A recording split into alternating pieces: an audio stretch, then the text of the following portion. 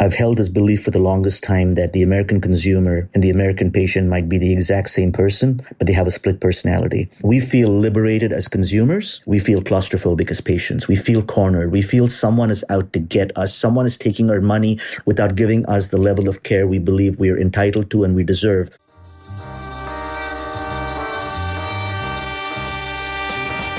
New choices, new players, new models of care. You know consumer first healthcare is everywhere. For us to build the future, to see what's new, we gotta look at the world from a different point of view.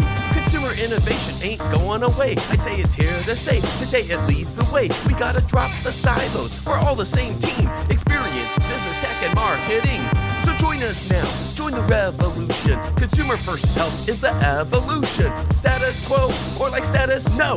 Yeah, this is the healthcare rap. Yo, come on, let's go.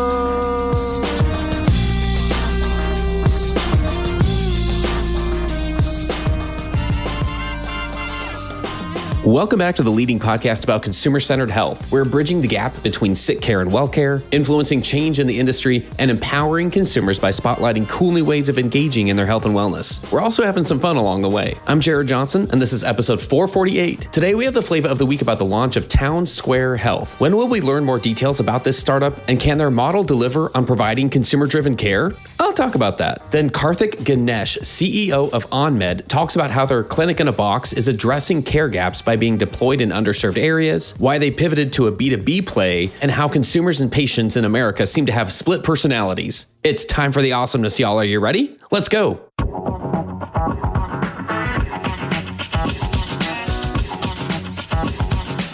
Flava of the week.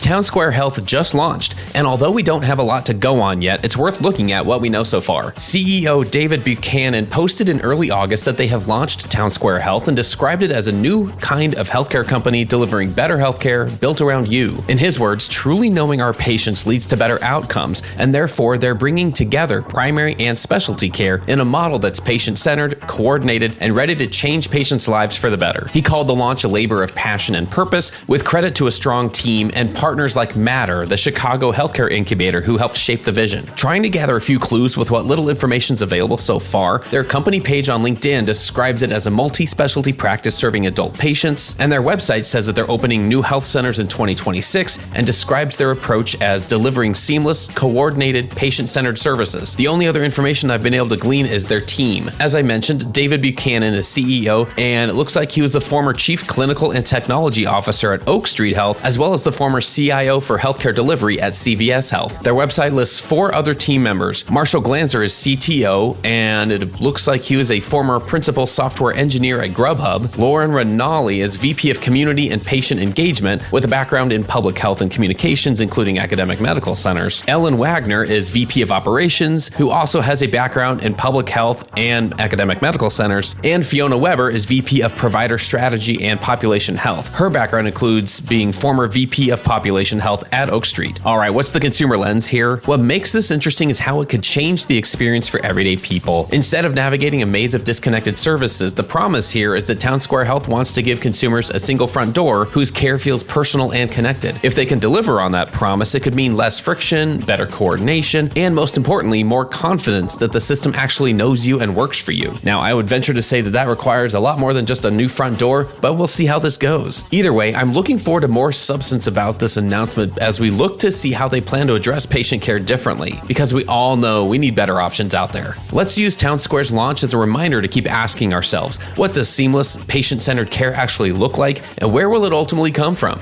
That's another way that we'll build the healthcare of tomorrow, and that's the Flava of the week. Hey y'all, I'm here with Sina Arham, founder of Friday's Health. Sina, what do you think is broken in the traditional approach to metabolic health, and what are you doing to flip the script? Let's be honest, the moment in metabolic health is being driven by the GLP-1 receptor agonist class of medications, right? We finally have something that is addressing metabolic health, obesity, and type 2 diabetes in an elegant fashion, right? It's efficacious, it's manageable for patients. And so I think we're having our moment in metabolic health in that the old guard of tackling metabolic health and obesity has a lot of stigma attached to it, a lot of shame and blame and guilt. Thanks, Sina. Visit joinfridays.com for more information and tell them you heard about it from the Healthcare Wrap. Healthcare Rap is sponsored by Cyril. Whether you're trying to drive patient volume as a healthcare provider, boost membership enrollment as a health insurer, drive improved adherence rates in pharma, or deepen strategic B2B partnerships throughout the healthcare ecosystem, Cyril can help you with your go-to-market efforts and growth targets, enabling you to reach the clinical and financial goals of your healthcare organization. For more information, go to Cyril.com. That's CYRALL.com.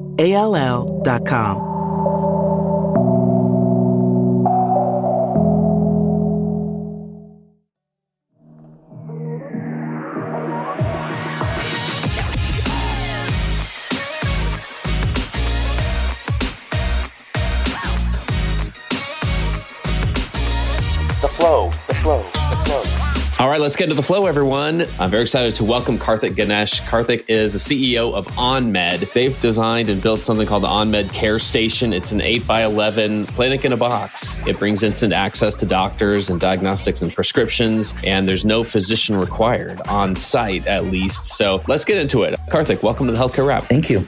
Glad to be here. Maybe a good point is for those, I feel like this is still probably a new thing that a lot of people are just starting to hear about. So for those who aren't familiar, why don't we just dive in with like a 2-minute introduction to OnMed? Sure.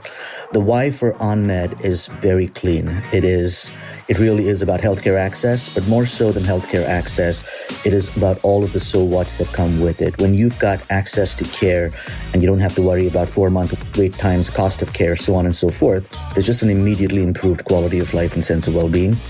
When we have had a 33% increase in Medicaid, if you will, over the last 5 years, is just an example. And we know people are fundamentally making choices between seeing a doctor, buying groceries, refilling their prescriptions, paying rent. And if we can give them one better shot or take one thing off their plates and give them just one pick-me-up, if you will, I feel we have an opportunity to make a difference. And that really is, at the guts of it, that's the why OnMed. In terms of our care station, the stats are startling, right? 84 million Americans do not have access to viable primary care. 80% of our counties have one or more care deserts. You look at the two viable modalities of care that exist today, the brick and mortar clinics, the way we know it, the way we've historically known them, or we currently know them as well. They're too expensive to stand up. They're too expensive to run, and we're running out of clinicians as a country. We needed 200,000 more clinicians as of 5 years ago. We're producing 17,000 a year, and about 50% of everyone who's practicing today is a pre-retiree. We have tremendous demand for care, and supply is woefully short. We go through COVID. Everyone thinks telemedicine is the silver bullet. It worked during COVID, has not since then. And the ceiling it has hit is on a couple of different fronts. One, 42 million Americans have no broadband. Then you look at the fact that when you look at viable broadband, 1, 2, 3 Mbps is not viable. It's probably north of 70 million. When you've got a clinical experience without vitals, scans, biometrics, that you do in your PJ sitting on your couch, it isn't really a clinical experience. And that is really hitting a ceiling as well as it pertains to telemedicine. OnMed's perspective is clear. It's simple. It's a hybrid model. It is the best of traditional brick and mortar care. It is the best of telemedicine. We understand you can't throw the baby out with the bathwater. You have to be able to bring the comprehensiveness, the confidence, and the comfort that the brick and mortar clinic brings to the table with the rapid scalability that telemedicine brings to the table.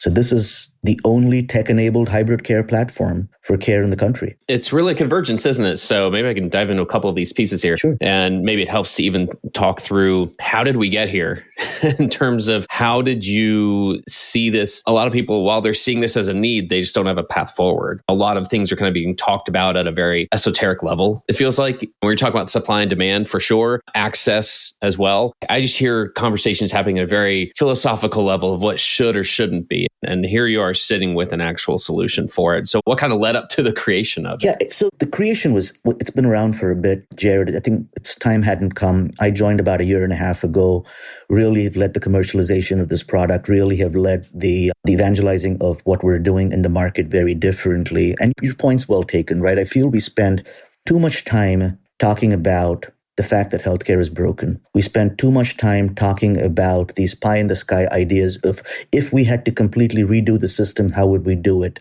It's a ridiculous concept. It's a $5 trillion industry. There are very few multi-trillion dollar industries within our country today. The idea is, again, not to go in and try re-engineering the entire thing. The idea is not to throw the baby out with the bathwater and think you've got better ideas. The goal has to be, how do you take what works? How do you neutralize what does not?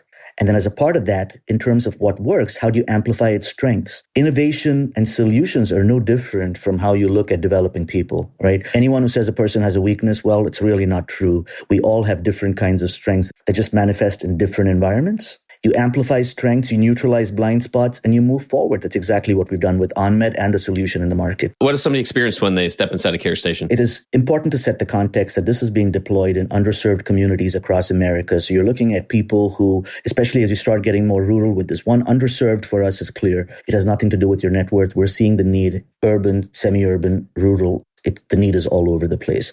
But this is being deployed in communities where technology might not necessarily be a friend or be seen as an ally. So the comfort and the confidence the CareStation brings is paramount. So the experience is this. You walk into the CareStation. At this point, you don't need an appointment. You just walk in.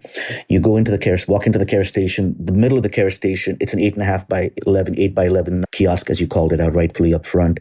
The bulk of the middle of the CareStation is really, you stand on it. That is your weighing scale. There's a 65-inch screen in front of you. You need to do nothing more than press a big start button that stares at you in the middle of that screen. The clinician shows up, confirms that you're ready for the appointment, locks the door, so the door's shut, the glass fogs. So now you've got a private, secure environment to have a clinical conversation. So then at that point in time, the clinician collects your information, does your triage as a part of that. You've got to fill out no forms. You're not sitting out there trying to work your way through your stuff, pulling out your ID card, figuring out stuff, none of that. The clinician collects your information. You've got a simple consent form. You've got to scribble on the screen and sign basically your consent. And from that point onwards, the clinician takes over. While you're doing that, your weight is being checked. There's thermal cameras, infrared cameras that are checking your temperature. There's thermal scanning that's already taking place that's looking for congestion, sinusitis, chest congestion, whatever the case might be. There's a blood pressure cuff. There's a pulse ox. If you're out there, you say, I've got a sore throat, or you've got a rash. Let's say you start with a sore throat, or you've got a cough. The clinician can deploy a stethoscope from the ceiling that drops down. You hold it to your chest.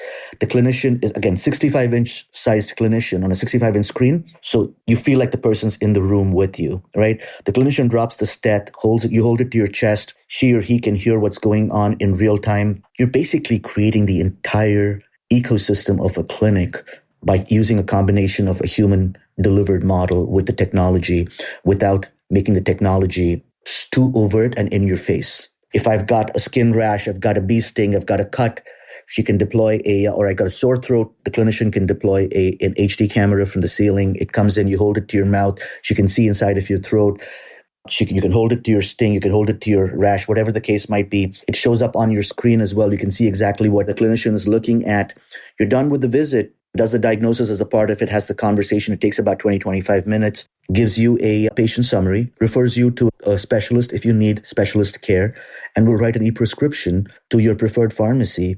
If you don't have a preferred pharmacy, in most cases, we would prescribe to your local community pharmacy. It is vitally important for us that we be seen as part of the community fabric, because that's exactly how we're playing. We are the healthcare home, if you will, the medical home within that community. The visit is done. You've basically got a couple of questions you have to answer for it to be done. You have to grade the visit on a scale of 1 to 5 stars. So that's immediate. We're sitting at 4.96 right now across all of our visits. The second question is, if you hadn't come to the CareStation, where would you have gone? 53% of the cases, they say they would have gone to the ER. And do you have another viable avenue for care? And close to 80% of the people who walk in say this is their home. This is where they come to for care. They don't have a PCP. And then once you're done, the door opens, the patient steps out, the clinician shuts the door. We have self-cleaning. We have UVC, which basically is known to kill 99.9% of all germs. So it basically envelopes the CareStation on the inside with the light. It cleans it up, including the devices, and then the door opens for the next patient to walk in. So who pays for this? Is this a cash pay, like a consumer paid thing? Is it a benefit? It's not a consumer pay. It's not. So one of the things that has not worked for us, Jared, from a healthcare standpoint, is B2C has not worked. And right, we've known this for the longest time. We might get jazzed about I'm going to call it adjacencies to healthcare, like wearables, so on and so forth. But in its purest form, B2C delivery of care has not worked. We have not been able to do a great job with it. And I've held this belief for the longest time that the American consumer and the American patient might be the exact same person, but they have a split personality. We feel liberated as consumers. We feel claustrophobic as patients. We feel cornered. We feel someone is out to get us. Someone is taking our money without giving us the level of care we believe we are entitled to and we deserve. We feel we have to be cautious about what we can share with digital tools. Let's say you're my clinician and I tell you I'm on a tool with you and you're asking me a bunch of questions and I tell you I'm a smoker. Where does that information go? What if that information went to my life insurance company? Would that now magically jack up my premiums? There is a natural paranoia. We are comfortable with Amazon mining our data or Meta mining our data and offering up clothing suggestions, but we are paranoid about where our health data might go, right? So this is a B2B2C model. It is being paid for by enterprise and government customers. So we've got everyone from payers to providers to local, state, federal governments, to local, state government at the local, federal, and state level. We have got community partners like some of the largest home builders in the country who are partners with us. We've got philanthropic organizations that have jumped in as a part of this to really to really bring care to these communities. For a lot of these cases, the motivations are varied.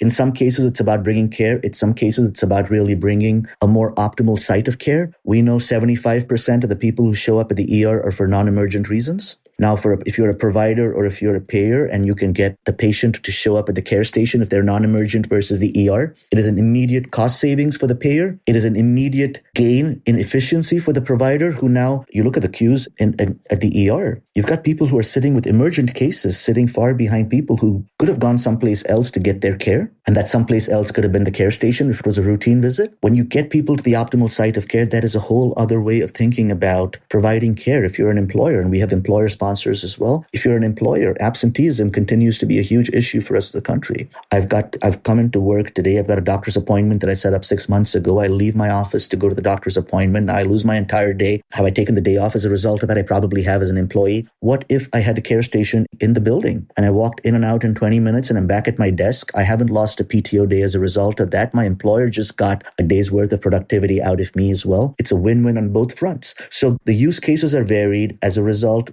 we've been very deliberate. This is being paid for by businesses and the government. It's not the consumer paying for it. Hey y'all, I'm here with Jessica Holton, co-founder of Ours Privacy. Jessica, how do health systems know how much marketing data to track? Know what you're optimizing for. We see and hear about a lot of teams that are tracking everything they possibly can, which you would think is more info is better, and we can make more decisions if we have more information. But actually, it just sends more data that is potentially PHI, and you have less control over it when you're tracking everything. Instead, choose 1 to 2 key metrics that you are tracking and focus on those metrics. Thanks, Jessica. Visit oursprivacy.com for more information and tell them you heard about it on the Healthcare Wrap. Is there a component of it where like it wouldn't have to be permanently stationed somewhere? Does it get moved around, I guess, like depending, or is it something that's available? I'm thinking even like mobile blood drive units and things that get moved around. Like, does that make sense at all? We offer our clients one move over the course of their contract if the location isn't the appropriate one. But the idea is not for it to be a mobile unit. The idea is for it to be a small footprint, lower cost of care that is more predictable and more accessible, so that if you're in a community that doesn't have care or is underserved as we would think about it, there's a level of predictability that if I go there, I know how to get there and I will consistently get care and get at the quality and at the quality that I deserve. In the communities we've deployed this, Jared, we are in some of these towns, we've seen 48%, 50% of the town on a consistent basis, about 37% of our patients come back. So again, this is in close to 80% of the places we've deployed, this is their medical home. That's amazing. I was going to ask, like what kind of traction are you seeing? That's incredible. Like that number, like just to think about, because you are changing the consumer or patient's behaviors at the end of the day.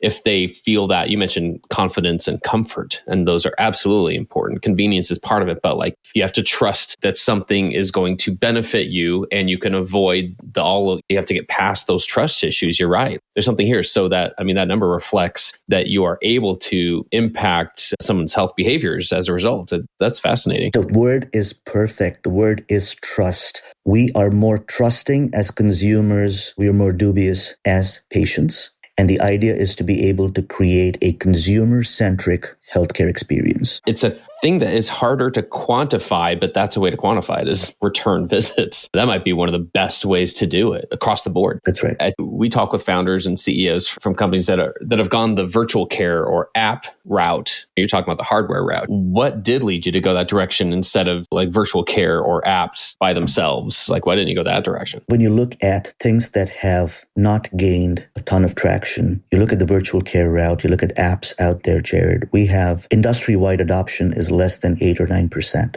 Technology for technology's sake, or tech as a destination, will never be a winner in our healthcare system. And I say use never loosely, knowing that times will change and we will evolve as time goes on. But tech needs to be an enabler, not the destination. The solutions that I believe will consistently deliver value and impact in spades are ones that will be tech-enabled, yet human-delivered, because that's where the humanity comes in. That's where the empathy comes in. And when you start talking about, and most people will tell me, well, I'm going to play devil's advocate. What if AI does this and the other? We get so myopic about the percentage of our country that is sitting in, because we start zoning in on the people who are sitting in, like you and I, in an extremely urban environments where we've got the comfort and possibly the financial flexibility to go out and buy wearables and worry about AI, so on and so forth. That is not, again, 84 million Americans with no access to viable care. They're not thinking wearables. They're thinking, I need to be able to see somebody who doesn't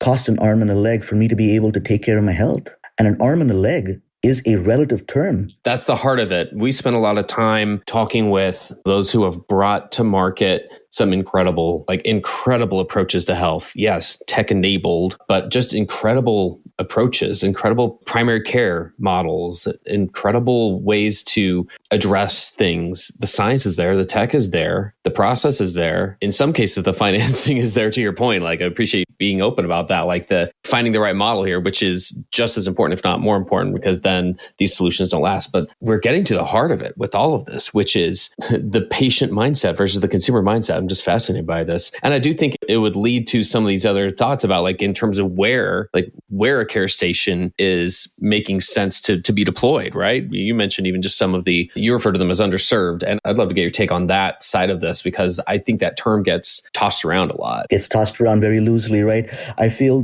what we continue to find is underserved has little to do with your net worth. Listen, I mean, Jerry, we talked about this before I even joined the call, before we started this podcast, right? I live in Greenwich, the hedge fund capital of the country. You can't find, if you're in a very traditional healthcare model, you can't get a doctor's appointment for 3, 4, 5 months.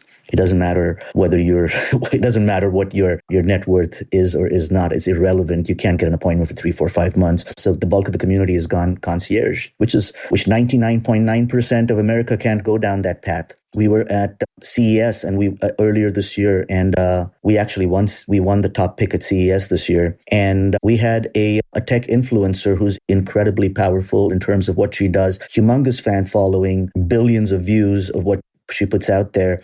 And she came to the care station and she told us, guys, I live in LA. I live in probably one of the more expensive parts of LA.